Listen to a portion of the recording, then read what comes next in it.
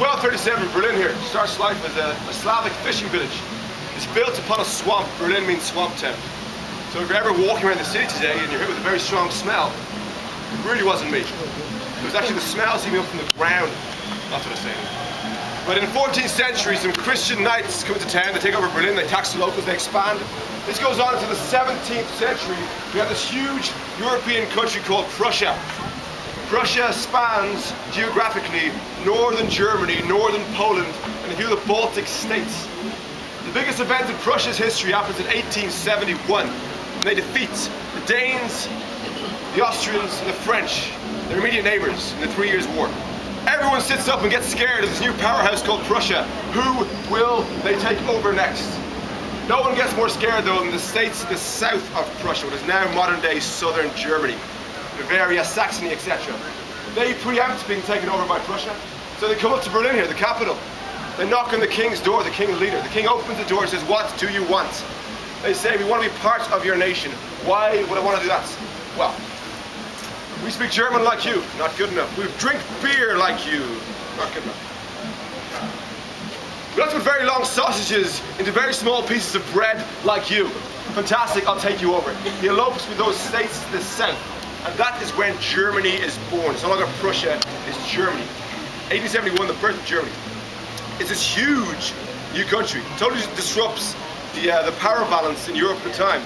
And they're a very ambitious nation, very proud to be German. We looked at some land, identify land to the east, take over that.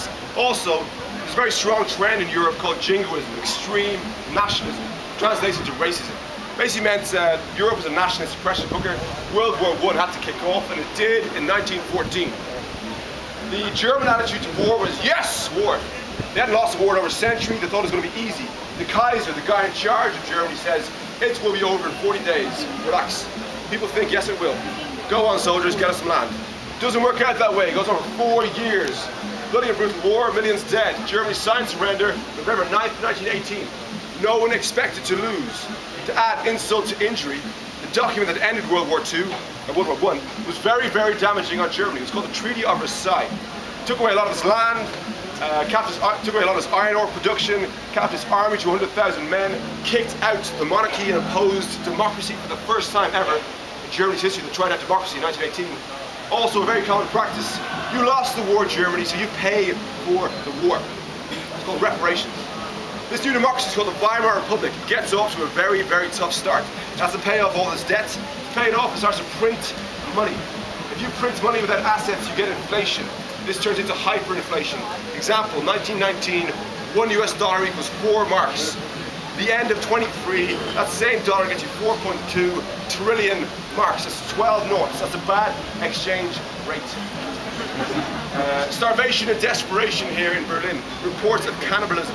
What happens in bad times? They're trying out democracy, right? First time trying it out, it's not working.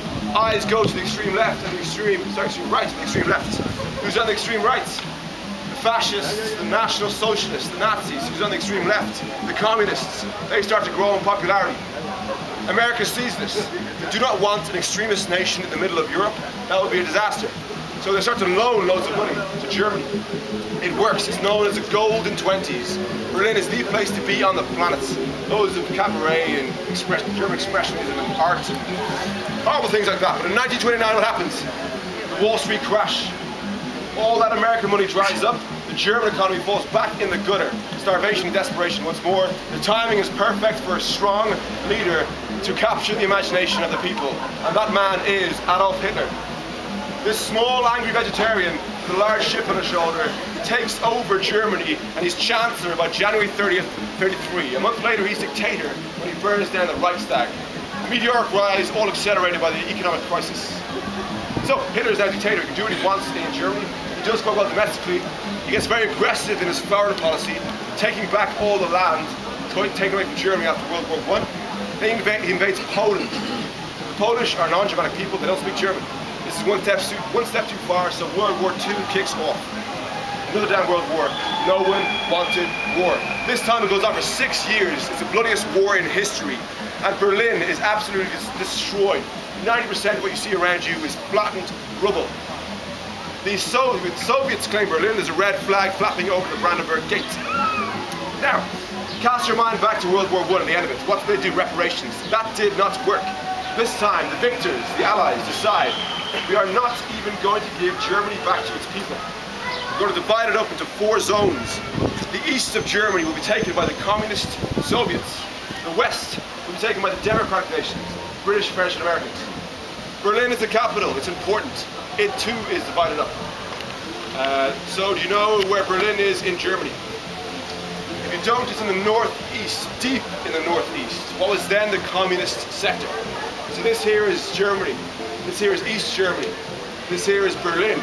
West Berlin is democratic. So think of West Berlin like an island of democracy in a red sea of communism.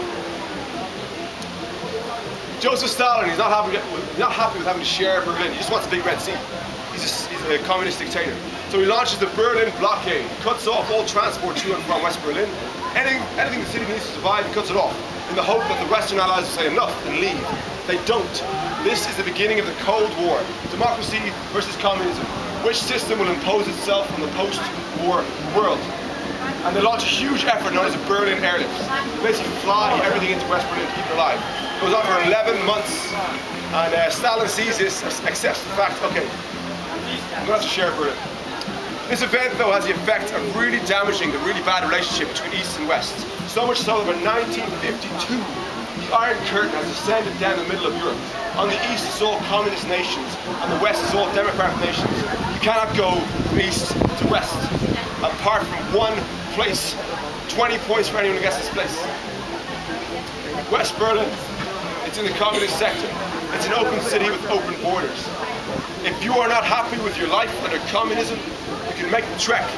From here is all east that way, underneath the Brandenburg Gate is all west, Tiergarten, the British sector. You can walk under the Brandenburg Gates into the west, say hello. I hate it over there in communism and it sucks. Brilliant! Here's a free passport, here's a free job, here's a free flight, here's a free girlfriend. Anything you need, they give it to you in the hope that you come from communism to democracy. Because each person who defects, it's a 1-0 to democracy. The score by 1961 is 2.6 million to 0. Democracy is kicking ass. These people, all these people are leaving, thousands every day. These people are leaving are not farmhands or factory workers. These are teachers, nurses, doctors, professors. The spine of a functioning society is being ripped out of East Germany through West Berlin. As a state, it's going to collapse unless they do something drastic, and that they do. They decide, overnight on August 13th, 1961, the Soviets to build a wall, not through Berlin, but around West Berlin. This wall is called the Berlin Wall. It becomes the symbol of the divided world, of the Cold War. And it stays there for 28 years. A symbol of failure, destroying lives. Till it falls on November 9th, 1989, because of one man's mistake at a press conference. This man is Günter Schabowski. He utters one line that brings down the Berlin Wall. No one expected it to happen. This story is so compelling, so fascinating, so riveting. I'm going to save it until the very, very end. A year later, October 3rd, 1990, Germany reunifies. Now Berlin is the capital of the new unified German Democratic Republic. That was 19 years ago. This is today. We just got a brief rundown of German history. That's the longest stop of the tour.